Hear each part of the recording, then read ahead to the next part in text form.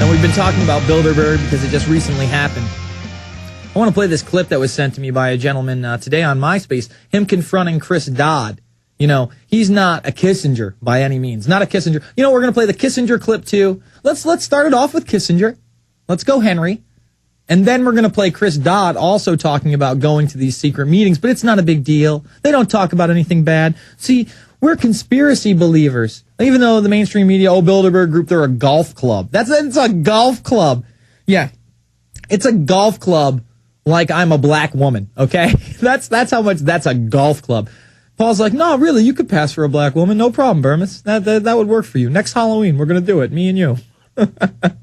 All right, let's go to Kissinger first, and then we're going to go to Dodd talking about it. Let's do it. U.S.-China relations, which of course were made possible by the hard work that Secretary Kissinger did while serving under President Nixon. And we welcome you, sir. Thank you very much for being with us. Good to be here. The obvious first question is the situation in Gaza. It's an area of the world you have worked very hard on. What is your view? How serious is this? We have to remember, Israel withdrew from Gaza unconditionally in 2005. And they are reacting to rocket attacks that have been launched out of Gaza. So the problem is, can those rocket attacks be stopped? And then they will have to stop their military operation. It's a complicated situation, but it's one that I believe will be solved, because if peace is to evolve in the Middle East, Israel has to take its responsibilities, but the moderate Arab nations have to take responsibilities for the conduct of Israel's neighbors. Do you believe that this is, some people say that everything will stop a few days before the Obama inauguration, that this is all very politically motivated? Do you think that's true? I think it's a continuing process. The fundamental problem is, can Gaza conduct itself in a way that it is not a military threat to Israel? Then there will have to be a negotiation eventually, and soon, between Israel and the Palestinians about an overall peace settlement.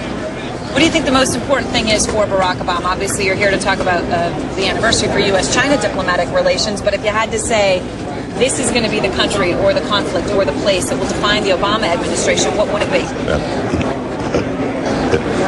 The president-elect is coming into office at a moment when there are upheavals in many parts of the world simultaneously. You have India, Pakistan, you have the jihadist movement. So he can't really say there is one problem that is the most important one. But he can give a new impetus to American foreign policy, partly because the reception of him is so extraordinary around the world. I think his task will be to develop an overall strategy for America in this period when really a new world order can be created. It's a great opportunity. It isn't just a crisis. Are you confident? Dodd talking about how harmless Bilderberg is, and we have this queued up to the right time, guys. 5:27. Is that ready to go? All right, let's hit it. National and financial. I have a question for you.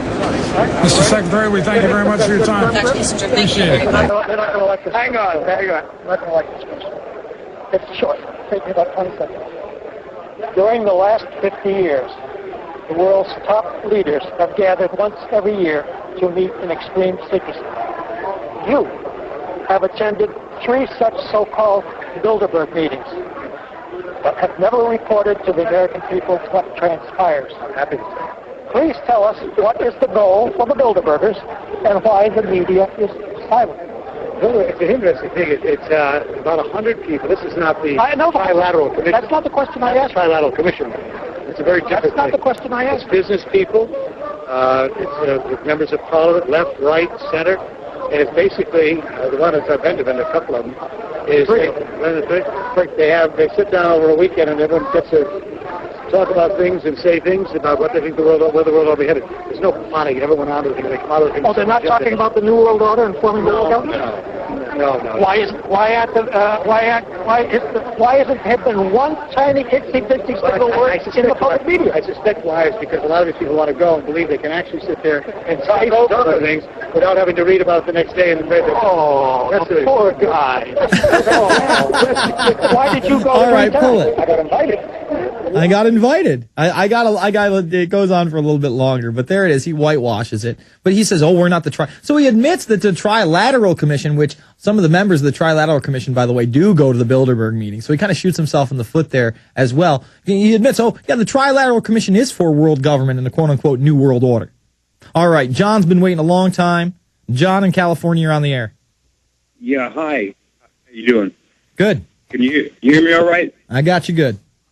And this question is kind of out in left field, but something I'm concerned about. Do you know that when they're issuing passports, they're putting a chip in the passport?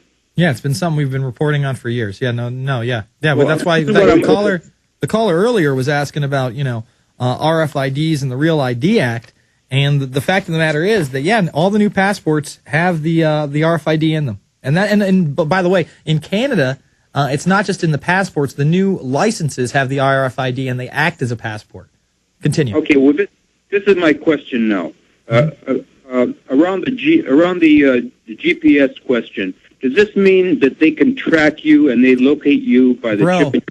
Bro, your phone is a tracking device. Let me explain that to you. Your phone, even if you turn it off, unless you take the battery out, has a GPS in it. And it can be tracked and traced within, I think it's 10 meters of yourself. Just go check it out. The things that they can do with your phone, forget about, an RFID chip in your person. They have a GPS on your phone, man. I mean, yeah, go ahead. Actually, that's relevant because if you use your passport to go overseas, your cell phone doesn't work overseas. That's not true. Your cell phone still emits a signal. Let me explain how cell phones work. Most cell phones, other than maybe the iPhone that's on a 3G network, are on a thing called GSM, okay? And they have different bands. And for instance, you can get a quad band or a tri-band phone. Sometimes, for instance, like AT&T phones here, they're mostly on the tri-band network, which is 800, 900, and 1800 megahertz. Now, there's also an 850 band.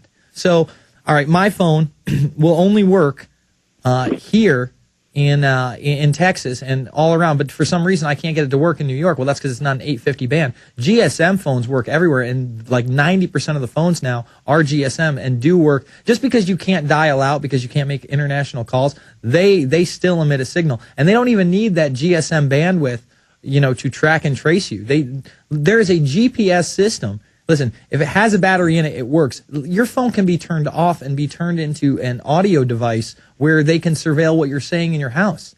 Have you seen those reports, sir? Do I have to play that clip? Actually, I've heard you talking about it once. I was more curious about actually location, actually tracking your location. Listen, if you got a cell phone on you, yes, they can track your location. I would imagine that if you have one of these new Real ID licenses that have an RFID, I'm not sure if there's a GPS in there or not. That is not, that's not necessarily the case. In fact, I don't even think the passports have GPS in them. The RFID tags are really just your social security number. They're trying to get your biometrics on there. In other words, your thumbprint. What's that? Include a police report? Yeah, it would be something that they got for a police report. That's basically your basic information is what they want to put. What is in these RFID chips that are there to tag you? In other words, the ones in the passports. Right. There's as far as I know, man, there are no GPSs in the passports, but there are GPSs in your phone. All right, thank you for the call, man. That's interesting because I don't have all the answers, but I think the bigger issue here is that they're really trying to set up a control grid that no matter where you go, they'll have some record of what you do. And really, again, AT&T got caught with the secret room where they were copying everybody's phone call conversations. They were copying everybody's emails. They were copying everybody's web searches. And that doesn't mean they're spying on everybody. They're databasing everybody. And they're running it through programs like Carnivore and Promise. And that's what's public. That's what we can talk about. That's what's real. That's what, people would say, you're a conspiracy theorist. Oh, you must be a nut, Jason. U.S. News and World Report says you're crazy. Before we go to Andreas in Arizona, I want to talk about this. Australia state to carry out mass